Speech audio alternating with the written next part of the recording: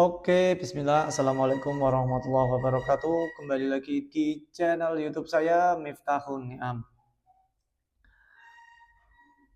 Di video-video saya yang sebelumnya, itu banyak yang bertanya terkait dengan pengalaman saya berhaji tanpa menggunakan KPIH atau istilahnya itu haji mandiri atau haji non KPIH.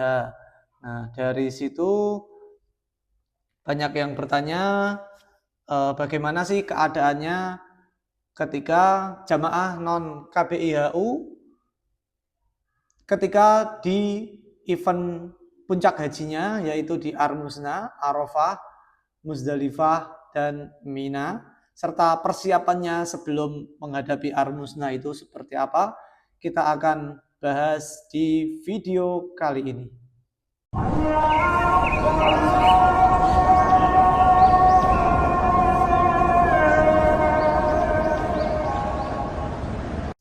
Sebelum kita masuk ke videonya, saya tidak lupa untuk mengajak Bapak Ibu semua, sobat haji semua yang menyaksikan video ini untuk klik like, subscribe, share, dan juga komen apa saja yang bisa Bapak Ibu berikan masukan kepada kami di video kali ini, ataupun memberikan saran, ataupun memberikan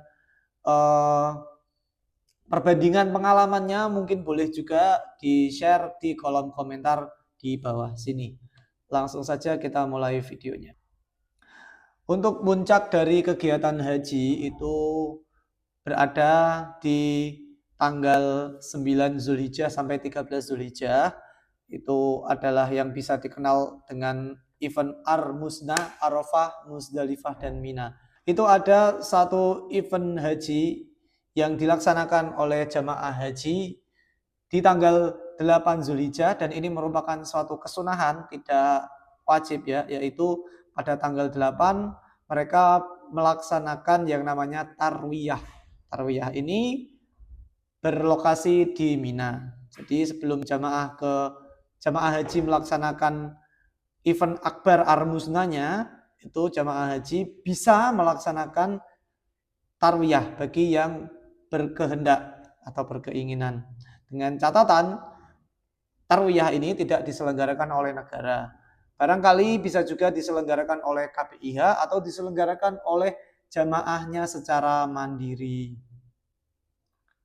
Biasanya karena tarwiyah ini diselenggarakan tanggal 8 Zulhijjah, ini persiapan jamaah itu sudah mulai berangkat sekitar tanggal 8 malam harinya, setelah maghrib, setelah isya, ataupun setelah tengah malamnya. Nah, mungkin ada yang berangkat di sekitar tanggal itu untuk merenung di tarwiyah di Mina sebelum melanjutkan ke Arafah. Jadi mereka merenungi, mempersiapkan diri, mengisi perbekalan seperti zaman Nabi dahulu kala, mereka melakukan hal seperti itu. Jadi di tarwiyah mereka merenung selama satu hari atau satu siang sebelum melanjutkan perjalanan ke Arafah. Mereka bersiap dari hotel, biasanya para jamaah dari Indonesia khususnya, itu ada beberapa KPIH yang melaksanakan tarwiyah ini, tetapi tidak semua. Rata-rata bahkan untuk yang jamaah yang sepuh-sepuh itu tidak melaksanakan tarwiyah, karena sekali lagi ini hukumnya sunnah. Jadi mungkin pemerintah memikirkan banyak nanti terjadi kekrauditan di segala sisi. Jadi mungkin untuk mengutamakan hal yang lebih wajib dan menjadi rukun hajinya dulu saja. Seperti itu. Berangkat untuk tarwiyah dari tanggal 7 tadi sampai tanggal 8. Tanggal 8 itu sampai sorenya, begitu pergantian hari. Ini untuk catatan, pergantian hari di kalender Hijriah itu bukan di tengah malamnya, melainkan di waktu maghribnya. Jadi ketika matahari terbenam, nah itu adalah tanggal yang baru, bukan seperti kalender Masehi yang penetapan tanggal barunya itu di tengah malamnya. Sebagai informasi saja. agar tidak terjadi kesalahpahaman. Jadi untuk melanjutkan dari tarwiyah ke Arafah, yaitu ketika kita diwajibkan untuk hadir di tanah Arafah atau padang Arafah itu tanggal 9 Zulhijjah, jamaah haji itu sudah mempersiapkan diri. Kalau jamaah haji Indonesia tanggal 8 siang hari sampai sore hari itu sudah bersiap-siap untuk menuju ke Arafah. Ini biasanya difasilitasi bis dari hotel ke Arafah. Sementara yang tadi, yang tarwiyah, itu tidak difasilitasi oleh pemerintah. Biasanya jamaah ataupun KPIH yang terkait yang menyelenggarakan itu ya mengkoordinasi sendiri, membiayai perjalanan tersebut sendiri, pulang perginya. Seperti itu. Ketika di Arafah ini merupakan puncak haji, jamaah menuju Arafah itu 1 hari sebelumnya karena kekrauditan yang mungkin terjadi sebelum sampai di Arafah. Jadi di Arafah kita tanggal 8 sore hari. Setelah itu kita maghrib isya di sana, menginap semalam di sana. Jadi untuk persiapannya mungkin yang perlu dipersiapkan juga adalah bekal makanan secukupnya saja, karena di Arafah itu juga nanti kita akan diberikan perbekalan lagi, dan juga air minum, alas duduk juga boleh dibawa kalau yang tidak terlalu memberatkan ya. Mungkin kalau ada yang membawa payung juga lebih baik, topi untuk yang perempuan juga lebih baik. Kemudian kita menunggu sampai waktunya wukuf. Wukuf itu dimulai sejak zuhur sampai maghrib. Ini adalah momen utama di Arafah. Biasanya digunakan untuk berdoa, berzikir, membaca Al-Quran, untuk memohon segala sesuatu hajat terkait dengan diri sendiri, keluarga, dan orang lain. Dan menjamak qashar, zuhur, dan asar di Arafah. Bagi yang tidak terhubung dengan KBIHU, tetap perhatikan arahan petugas haji di lokasi agar tidak tersesat atau kehilangan arah tenda. Jadi karena event di Arafah ini tadi kita tidak banyak berhubungan dengan KBIH, jadi intinya kalau di Arafah kita bahkan lebih banyak berhubungan dengan ketua kloter, ketua pembimbing ibadah, dan juga ketua regu dan ketua rombongan kita. Jadi jangan sampai kita terpisah dari rombongan. Kalaupun terpisah dari rombongan, harus menginfokan atau mengabari pihak terkait, entah itu ketua rombongan, ketua kloter, ketua regu. Kemudian kita menunggu di Arafah itu sampai malam, sekitar habis isya kita baru beranjak keluar dari Arafah. Kita dari tenda Arafah itu berjalan ke halte pemberhentian bisnya. Nanti di situ kita menunggu bis jemputan sesuai dengan jatahnya kita. Nanti ada nomor-nomornya sendiri, dan itu ya sekali lagi ini dikoordinasi oleh kloter, bukan dikoordinasi oleh KBIHU. Dari Arafah kita beranjak ke Musdalifah. Di Musdalifah kita berhenti untuk bermalam tujuannya, dan juga untuk bersolat jamak maghrib dan isya berada di isyaknya dan bertempat di Musdalifahnya. Itu yang lebih baik. Jamaah diwajibkan untuk mabit bermalam hingga setelah tengah malam. Kemudian ada juga yang mengumpulkan kerikil. Kalau mengumpulkan kerikil ini sebenarnya kalau di zaman yang sekarang seperti musim haji kemarin itu sudah tidak perlu, karena di kerikilnya itu sudah difasilitasi sama pihak kloter atau pihak masyarik. Kita sudah diberi satu bungkus untuk kita lemparkan ketika nanti lempar jumroh di Mina. Jadi sebenarnya kalau mencari kerikil di Musdalifah itu juga sudah tidak perlu. Kemudian selain mengumpulkan dan juga menginap di Musdalifah, kita juga sholat dan juga istirahat sejenak. Bahkan juga ada yang sampai bisa sholat subuh di Musdalifah. Tapi rata-rata sebelum subuh sudah pada diangkutin untuk menuju ke tenda Mina. Setelah dari Musdalifah, jamaah melanjutkan perjalanan ke Mina untuk melaksanakan rangkaian ibadah berikutnya, yaitu pada tanggal 10 Zulhijjah. Jadi pada malam takbir, kita beranjak tadi sebelum subuh, sampai di Mina, itu biasanya subuh hari atau setelah subuh. Kita di tanggal 10 Zulhijjah itu diwajibkan untuk melempar jumroh akobah sebanyak 7 kerikil. Nah, kemudian setelah melempar jumroh akobah itu kita kembali ke tenda Mina biasanya. Dan ada juga yang kembali ke hotel tapi dengan syarat dari hotel dia harus bermalam lagi di Mina, kembali lagi ketika malamnya. Jadi dia malah bolak-balik, bisa sehari 2 kali kalau dia kembali ke hotel untuk mabit dan untuk melempar jumroh, itu bisa 2 kali. Kemudian jamaah diwajibkan di Mina itu bermalam di Mina selama hari tasyrik, malam 11, malam 12, dan malam 13.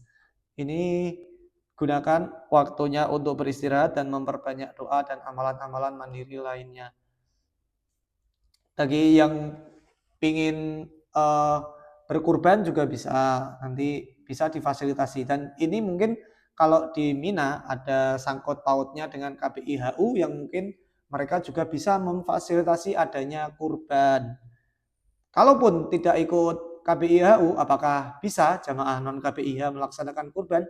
Jawabannya adalah sangat-sangat bisa.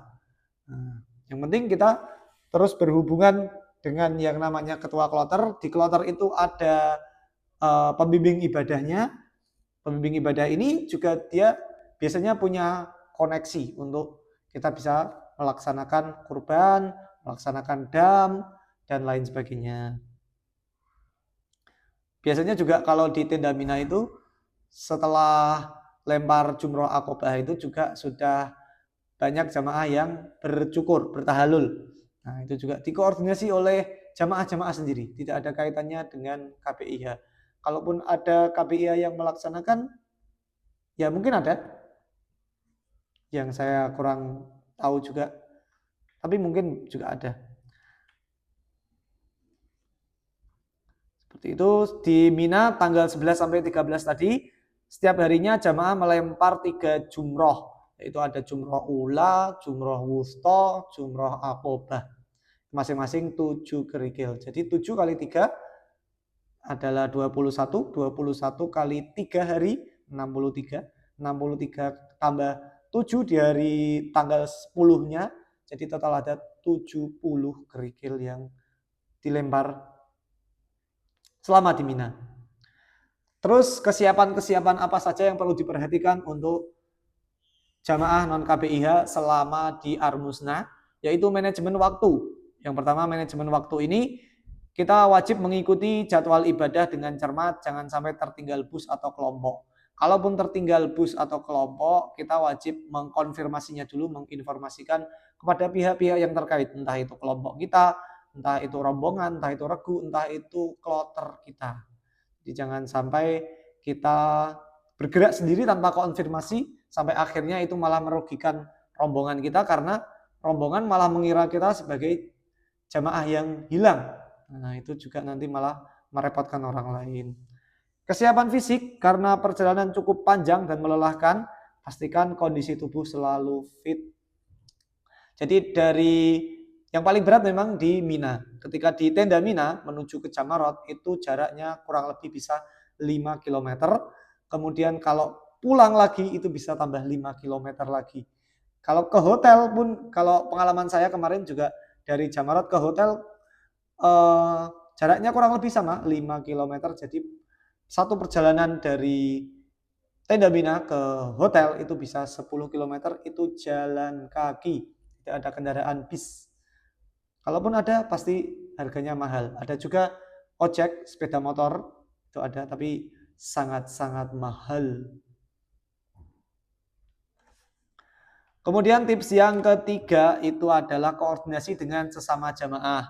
Jika Anda tidak tergabung dengan KPIHU, usahakan tetap bergabung dengan kelompok kecil jamaah agar lebih mudah mendapatkan bantuan jika diperlukan. Nah, ini juga saya sarankan Bapak Ibu juga mengisi kuota internet.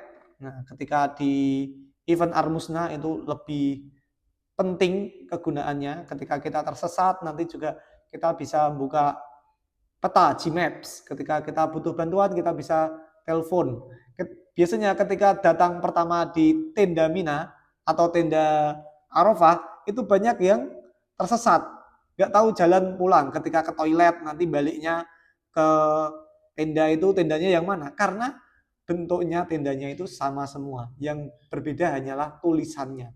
Dan tulisannya itu tidak terpampang di semua sisi, hanya beberapa sisi saja dan itu sangat kecil sekali, sekertas A4 misalkanlah, satu tempelan gitu aja. Nah itu kan kurang lebih kalau yang tidak cermat, tidak teliti, jalan, nah bisa kelewat, apalagi yang sepuh-sepuh. Seperti itu. Kemudian tips yang keempat, patuhi petunjuk petugas, selalu ikuti arahan dari petugas haji Indonesia atau Saudi untuk menjaga keselamatan dan kelancaran ibadah Anda. Nah, kira-kira seperti itu. Kalau ada tambahan, silakan Bapak Ibu tambahkan di kolom komentar.